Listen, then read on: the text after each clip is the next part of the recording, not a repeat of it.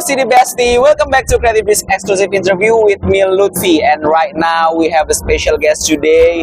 They are coming from Europe, far away from Berlin. And right now we are here on Java Jazz Festival. And I saw them live. And it's very, very chill. It's very, very soothing my soul. And it's very, very great. So without further ado, this is my guest today, Jazzanova. Hey, what's going on? Thank you. Yeah. Can you introduce yourself first to the camera, one by one? Okay, my name is DJ Amir. I'm from Brooklyn, New York, now living in Berlin. I'm the curator and executive producer of the Sound of Detroit record with Jazzanova. Okay. Yeah. You can say it on like this. Okay. Yeah. Where's here? Yeah. Let's share it like this. Yeah. Okay. I'm Stefan Leisering from Jazzanova, one of the founding members of Jazzanova. We make music since over 25 years. Oh, wow. And it's great to be here. We had been once at Java Jazz Festival. I think maybe 12 years ago or something. But I see it has also changed and developed since then. I think it's maybe bigger or a lot more people. It's great to be here. Okay, so since you are on the Java Jazz 12 years ago, what's the difference between your 12 years ago Java Jazz and right now? In terms of like jazz listeners? Yeah, I have the feeling, there's a special variety of music. It's not just only jazz, it's only pop and pop jazz and soul. I had the feeling, of course it's a different location, but I had the feeling it was a little less people. I don't know, but maybe it has grown through the years. Now we have 18 years, so you definitely have a very nice crowd, I have to say. Yeah. All right. So how's Jakarta? How's Jakarta? How's Europe? Yeah.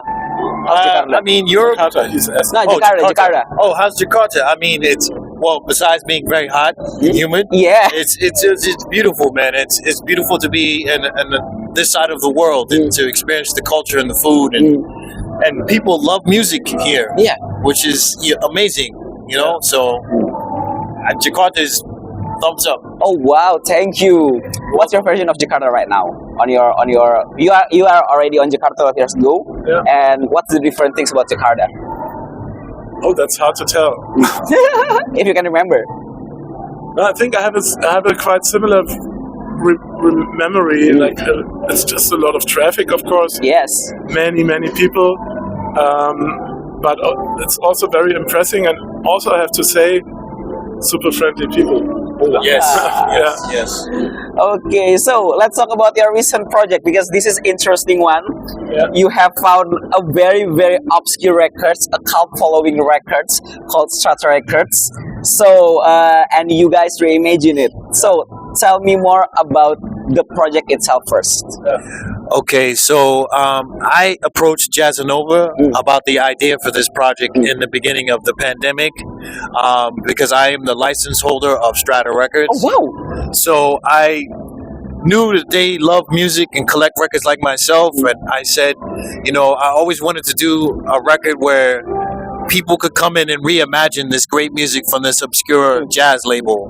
And I thought of Jazzanova, and they said yes, and we went in and we just tried to really take the music, really use imagination, take it in a direction that maybe people don't really think you could take it, but also really keep the original flavor to it as well. But I think Stefan, since he was the producer, can say. Yeah, I think the first thing is that we are all record collectors, and we are interested in this sound. We are interested in sounds from different times and areas, but this is a very special project because it's a small label, the original label, and people worldwide don't know so much about it. Yes. Maybe people in Detroit and in the US and a few people in Europe, but it's a very rare music, you could say. And it was a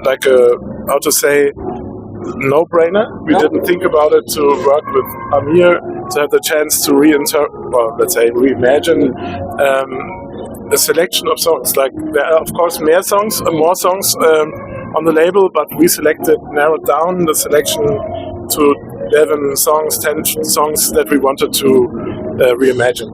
Yeah. Okay, so what's make Strata Records interesting? Okay, You want to go first? yeah. So from my side, I'm from Berlin, and I definitely know that Detroit is one of the really important musical cities in the US, Yes. or maybe in the world, I would also say, and not just because of Motown or something, but because of all the musicians that lived there and played in different, like they played maybe also in a Motown session, but they also played in little clubs. They played in, I don't know, on little labels, and this is like a microcosmos. And I would say that Strata is one part of it to show it to the world, also to say, here, look at that. Detroit is not just Motown, and that it is like much more. So for me, the importance or why this project with Strata Records is because Strata was just more than just a label. It was more about, like I said on stage, like education, you know, helping the Black American community in the 70s when it was really like poor and not a lot going on. And people were really into music, and music was a way to connect to people and get them to like really think positive about life, you know? So, and also, you know, at the time, for a Black American-owned record label was very rare. So for Kenny Cox, the owner, to have this label, you know, was a really special thing in Detroit. He did a lot of things in Detroit to this day. A lot of musicians mention his name, Kenny Cox, you know. So it's important because he left a legacy for the city of Detroit. Okay, Ali, this is one of you. Since you are a license holder for Strata Records, mention 5 unique facts about Strata Records. Okay. I think the first one I would mention is that they had this venue called the Strata Concert Gallery. Oh wow! Right, Strata Concert Gallery was it was probably about as big as this place right here. But they had Charles Mingus and Ornette Coleman, Herbie Hancock.